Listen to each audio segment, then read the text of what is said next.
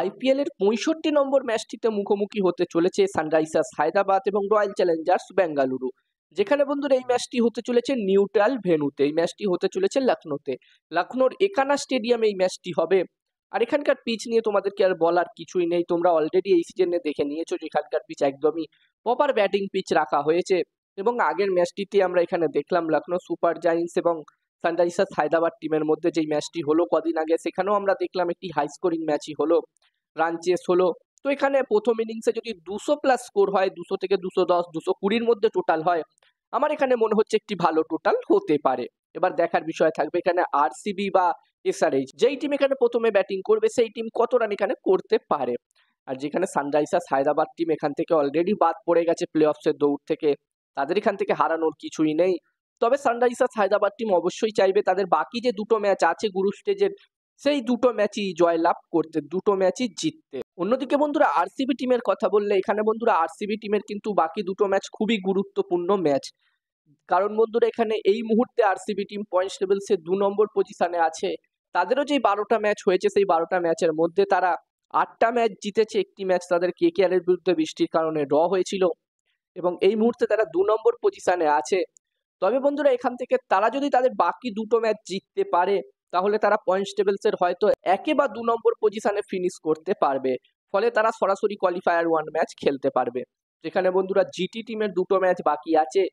যখন আমি এই ভিডিওটা বানাচ্ছি তখন গুজরাট টাইটান্স টিমের একটি ম্যাচ লাইভ চলছে লখনৌ সুপার জায়ান্টস টিমের বিরুদ্ধে, এবং জিটি টিম যদি দুটো ম্যাচ জিততে পারে, তাদের বাকি দুটো ম্যাচ জেতে, তাহলে তারা 1 নম্বর পজিশনেই থাকবে।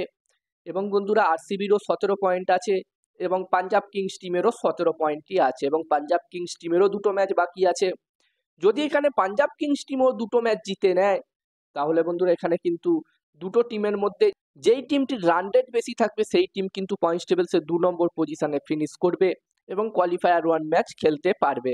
তো এই মুহূর্তে তো আরসিবি টিমের রান রেট একটু বেটার আছে পাঞ্জাব কিংস টিমের তুলনায়, তবে বাকি দুটো ম্যাচে রান রেট কিন্তু ওপর নিচে হতে পারে। তো এখানে আরসিবি অবশ্যই চাইবে বাকি দুটো ম্যাচেই জয়লাভ করতে।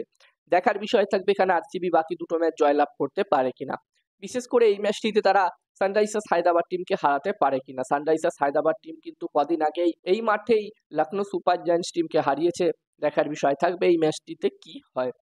আর বন্ধুরা যেখানে এই দুটি টিমের মধ্যে যদি আমি কম্পেয়ার করি, ব্যাটিং বোলিং কম্পেয়ার করি, তো বন্ধুরা আরসিবি টিমের ব্যাটসম্যানরা দুর্দান্ত ফর্মে আছে। বিশেষ করে বিরাট কোহলি তো আমরা দেখছি দারুণ ব্যাটিং করছে। এছাড়াও ফিল সল্টও চলে এসেছে এবং ফিল সল্ট আসাতে এই টিমটির ব্যাটিং লাইন আপ আরও শক্তিশালী হয়ে গেছে। এবং বন্ধুরা এছাড়াও এই টিমটির কাছে টিম ডেভিডের মতো ফিনিশার ব্যাটসম্যান আছে, দেবদত্ত পাদিকালের মতো ব্যাটসম্যান আছে। যদিও বন্ধুরা এই ম্যাচটিতে রাজাত পাতিদার অ্যাভেলেবেল থাকবে কিনা সেটা এখনো কনফার্ম নয়, হয়তো এই ম্যাচটিতে রাজাত পাতিদার অ্যাভেলেবেল নাও থাকতে পারে, দেখার বিষয় থাকবে কি হয়। এছাড়াও এই টিমটির কাছে রোমারিয়া সাইফাটের মতো প্লেয়ারও আছে। সিএসকে এর বিরুদ্ধে ম্যাচটিতে আমরা দেখেছিলাম দুর্দান্ত ব্যাটিং সে করেছিল। ওভারঅল এই টিমটির ব্যাটিং লাইন আপ কিন্তু খুবই শক্তিশালী। অন্যদিকে সানরাইজার্স হায়দ্রাবাদ টিমের কথা বললে এই টিমটিরও ব্যাটিং লাইন আপ মোটামুটি খুবই শক্তিশালী। যদিও তাদের ব্যাটসম্যানরা এই সিজনে আমরা দেখেছি সেরকম ভাবে পারফর্ম কিন্তু করতে পারেনি, পারফরমেন্স দিতে পারেনি। যেখানে বন্ধুরা আগের ম্যাচটিতে ট্রেভিস হেড অ্যাভেলেবেল ছিল না, দেখার বিষয় থাকবে এই ম্যাচটি ট্রেভিস হেড অ্যাভেলেবেল থাকে কিনা। যতদূর মনে হচ্ছে এই ম্যাচটিতে হয়তো ট্রেভিস হেড অ্যাভেলেবেল থাকবে। এবং এই সিজনে আমরা যেটা দেখছি অভিষেক শর্মা দুর্দান্ত ব্যাটিং করছে, বাকি সব ব্যাটসম্যানের তুলনায় এসআরএইচ টিমের হয়ে অভিষেক শর্মা দারুণ ব্যাটিং করছে। এছাড়াও এই টিমটির কাছে হেনরিচ ক্লাসেনের মতো দুর্দান্ত ব্যাটসম্যান আছে। এবং শেষ কটা ম্যাচে আমরা এটাও দেখছি নীতিশ কুমার রেড্ডিও কিন্তু ভালো ব্যাটিং করছে। ওভারঅল এই ম্যাচটির জন্য এই টিমটিরও ব্যাটিং লাইন আপ ভালোই শক্তিশালী দেখাচ্ছে। আর বন্ধুরা এই দুটি টিমের মধ্যে যদি আমি বোলিং কম্পেয়ার করি, তো বন্ধুরা যেখানে সানরাইজার্স হায়দ্রাবাদ টিমের বোলিং একটু দুর্বল দেখাচ্ছে এই সিজনটাতে, যেটা আমরা দেখছি এই টিমটির কাছে হর্ষল প্যাটেলের মতো বোলার আছে, প্যাট কামিংসের মতো বোলার আছে। তবে প্যাট কামিংস এই সিজনে একদমই আউট অফ ফর্ম দেখাচ্ছে, সেরকম ভাবে ভালো বোলিং সে কিন্তু এখনো করতে পারেনি। এবার দেখার বিষয় থাকবে এই ম্যাচটিতে সে কিরকম বোলিং করে। অন্যদিকে বন্ধুরা আরসিবি টিমের বোলিং এর কথা বললে, যেখানে আরসিবি টিমের কাছে ভুবনেশ্বর কুমার, ইয়াস দয়ালের মতো বোলার কিন্তু আছে। এবং এই দুটি টিমের বোলিং কম্পেয়ার করলে আমি দুটি টিমের বোলিং লাইন আপকে সমান সমানেই রাখবো এবং ব্যাটিংয়েও আমি সমান সমানে রাখবো এই দুটি টিমেরই ব্যাটিং লাইন আপকে। যদি এখানে জস হেজেলউড এই ম্যাচটিতে অ্যাভেলেবেল থাকতো, তাহলে আমি এখানে আরসিবি টিমের বোলিং লাইন আপকেই এগিয়ে রাখতাম। আর এই ম্যাচটিতে আমি এগিয়ে রাখতে চলেছি সানরাইজার্স হায়দ্রাবাদ টিমকে।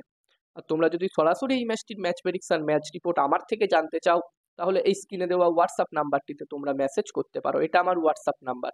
তোমরা চাইলে সরাসরি আমাকে আমার হোয়াটসঅ্যাপ নাম্বারে মেসেজ করতে পারো। আর এই ম্যাচটিতে আমি সানরাইজার্স হায়দ্রাবাদ টিমকেই এগিয়ে রাখবো। আমার মনে হচ্ছে এই ম্যাচটিতে সানরাইজার্স হায়দ্রাবাদ টিমেরই পাল্লা ভারী থাকবে। এবার দেখার বিষয় থাকবে কি হয়। এখানে তোমাদের কি মনে হচ্ছে এই ম্যাচটি কে জিততে পারে, আরসিবি নাকি এসআরএইচ? অবশ্যই কমেন্ট করে নিজেদের মতামত তোমরা জানিও। আর ভিডিওটা ভালো লাগলে অবশ্যই একটা লাইক করো।